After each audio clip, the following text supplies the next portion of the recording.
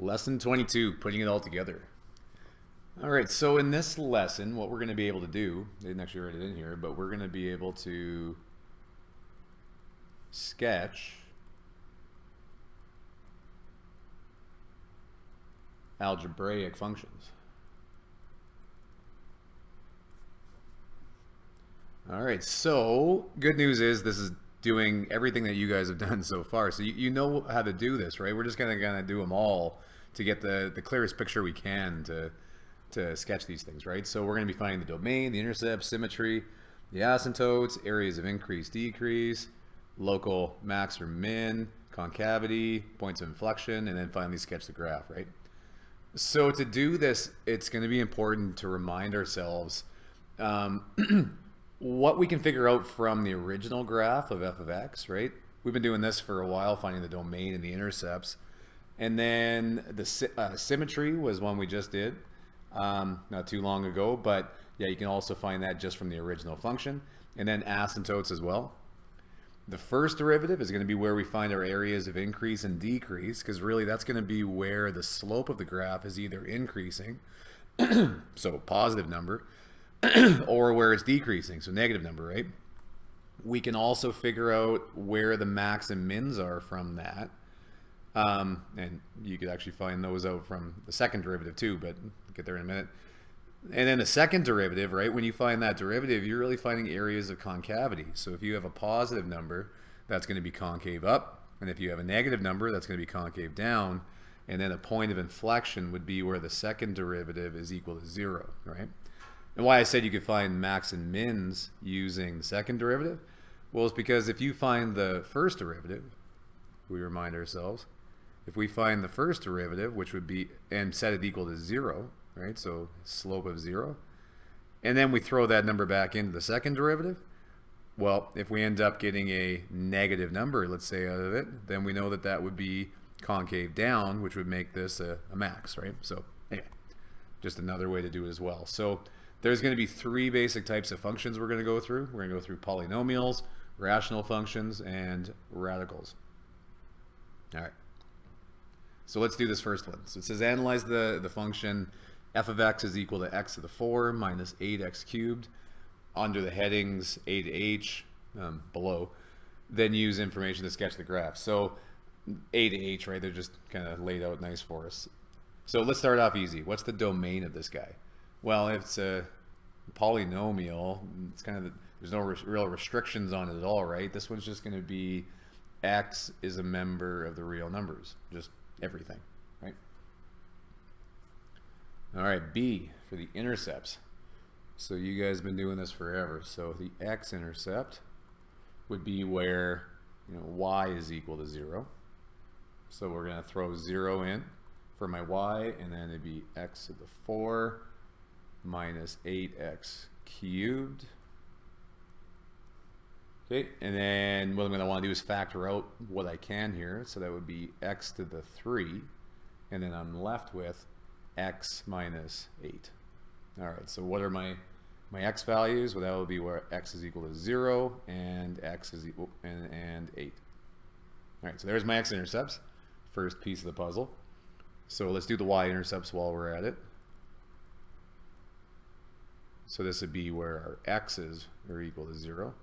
So then y is equal to 0 to the power of 4 minus 8 times 0 to the power of 3.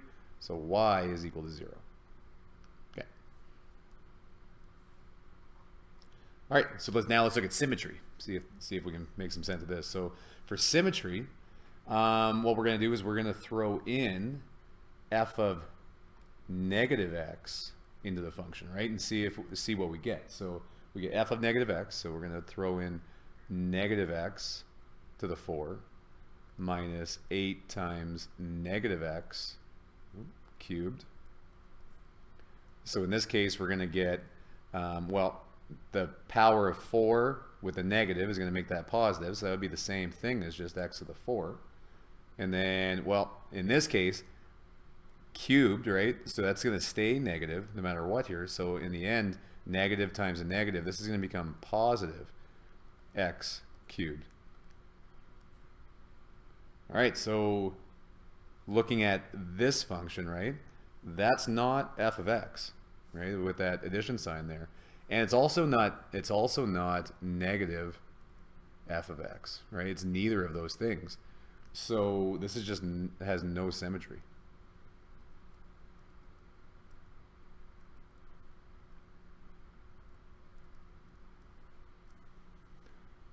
All right, we're flying. All right, so the asymptotes. So asymptotes for this one, well, it's not a rational function. There actually is none, right? So we'll say dne does not exist. All right, now into the derivative stuff, right? So now we're going to be figuring out our areas of increase and decrease. So for areas of increase and decrease, right, we want to figure out where the tangent line has a positive slope or a negative slope. So this seems like a job for the first derivative. So let's figure out the first derivative. So that'd be f of x, f prime of x, is equal to, and then this will become 4x to the 3 minus 24x squared. All right, so now I want to figure out my critical numbers, right? We want to figure out where this is equal to 0. Remembering that the reason why we're setting it equal to 0 is I want to figure out on my graph where is the slope equal to 0, right? Because then on the left side, maybe it has an increase and a decrease, right? But that's where it's going to change. So that's why we want to figure out where it's equal to 0. All right, so let's say it's equal to 0 and then I'll factor this one out again. So this will be 4x squared, and then you're left with x minus 6. So where is this the case? This is going to be the case when x is equal to 0 and 6. Okay. Okay. So now I'm going to make a chart, or actually I'm going to make a number line. All right. So these are our numbers. So I know at 0. So at, let's say, 0 and 6, right? Those are the intervals I'm looking at. So I want to figure if it's concave up, concave down, or what's going on, right? So I'm going to write it like this. So I'll say f prime of x, right? So is it going to be positive, negative in this interval, right? But like on this side of 0. So f prime of x, if I threw in, let's say, -1, right? Because that's on the left side of 0. So -1 into this term, like -1 there. Well, that's coming out positive, right? And then if I threw -1 into this term, that's coming out, oh shit. Here, let's say positive if I do that. And if I throw -1 into this one, that one's coming out negative, right? So in this section over here, positive times a negative, this thing's coming out negative. You also could have just thrown it into this one too. It would have given you the same idea, right? If you would have thrown -1 into this one, that'd be negative. You got a negative number minus the positive. Yeah, you're coming out negative, aren't you? No matter what. So you can look at it in the factored form or the original. It doesn't matter.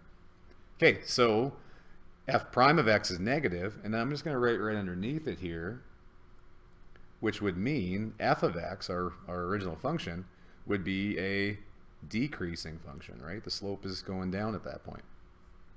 And you could write like decrease, like the word decrease, or just a line like that if you want. Okay, so let's do the next section. So between 0 and 6, so let's throw in +1. So in that case, we would have, well, this would come out positive, right? And then +1 minus 6, that's still coming out negative. Okay, so this is coming out, negative. Changing my colors, I guess. So, okay, so it's still decreasing at that point, right? Now after, so 7, if I put that in there, well, okay, so 7, if I threw 7 in there, well, this is positive. And then this one, we got 7 minus 6, so that would still be positive. So this is going to be positive on that side. So in that case, it's going to be increasing from that point. So let's write this out now. So this would be increase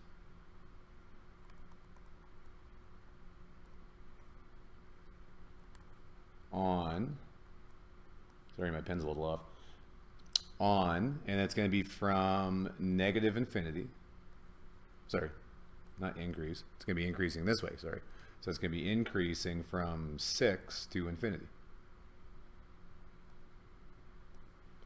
And it's going to decrease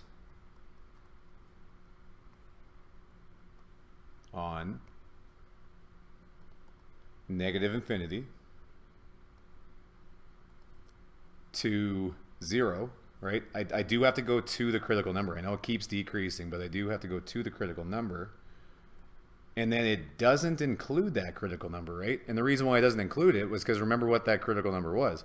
That was where the slope was 0, right? It's not decreasing there. It doesn't have any slope.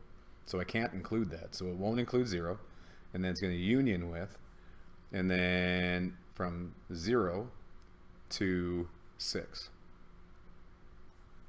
There you go. There's our intervals of increase. Intervals of increase and decrease. Okay. So now max and min. Well, it's pretty easy to see where our max or our min value is from this picture, right? So I know that this is going to be my min value, or local min at that point at least, right? So we're going to have a minimum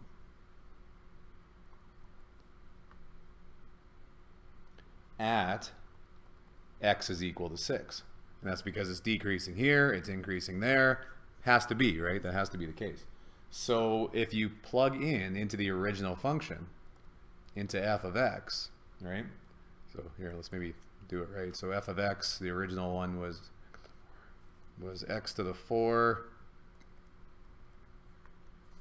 minus 8x to the 3. So then we'll plug in 6. So then f of 6.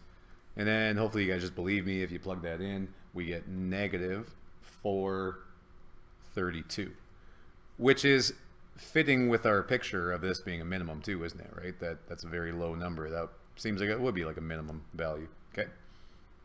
All right, moving on. Concavity. Okay, so for concavity, we're thinking second derivative, right? That's where it's going to tell us our area, our intervals of concavity, concave up or concave down, right? So let's figure out the second derivative. So these ones are pretty straightforward. So the second derivative, so f double prime of x is equal to 12x squared minus 48x. So then I'm going to set this equal to 0, okay? And let's remember what that is. So setting this equal to 0 is going to be an area where this thing goes from, let's say, concave up, right? So it's in like the in-between concave up to concave down, right? Because if it's set equal to 0, then it's neither concave up or concave down. So that's going to be our critical number for where the switch happens. Okay, so that's what we're going to do first. We're going to set it equal to 0. So I'll factor this one now too. So this would be 12x and then x minus 4. So then our critical numbers here are x is equal to 0 and 4. All right, now I'm going to make another number line. And we're going to put these numbers on, right? So I've got the point 0 and the point 4. Right. So let's now see if we threw in negative 1, right? Negative 1 into either of these. So if I threw negative 1 into this one, then that would come out negative. And if I threw negative 1 into this one, that's going to come out negative, right? So this is going to be an area where the second derivative, where f double prime of x is positive. Okay? Now what is that telling me? That tells me that the graph of f of x, the original function, is going to be concave up at that point. And if you want to put a little u there to kind of remind yourself, that's fine, or cu sometimes, right? Concave up, either way. Okay, now let's go to the next interval. So between 0 and 4, so let's throw in the number 1. So if we did that, that would be 1, or not 1, that would be positive. And then here that would be, so we've got positive 1 minus 4, so that's negative. Okay, so positive and negative, that's going to be negative here, which means this thing is concave down. And then after, so at 5, so if I threw 5 into this, that's positive. And then into this one, that's still positive, right? So now we're concave up again. So that'd be positive. And then now we're going to be concave up.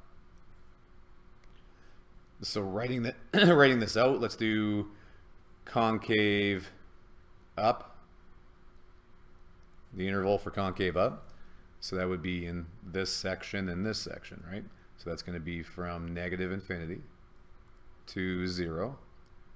And then again, it won't include 0 because, well, we'll see in a second, 0 was, that was our inflection points, wasn't it? Okay, but anyway, so it doesn't include that point. So it's 0 and then union. And then it starts being concave up again after 4. So then from 4 to infinity. And then concave down is going to be in between there, right? So that would just be from 0 to 4. All right, so inflection points. So yeah, we know that they're going to be where the second derivative was equal to 0, right? That's the x value. Just the only thing is it's an inflection point, so we got to figure out what the y value is as well. So we would just plug in into the original function, right? F of 0, and figure out what that is. So f of 0 in the original function gives you 0. So that's one of my points. And then the other one would be f of 4. So if you threw in f of 4, you get negative 256.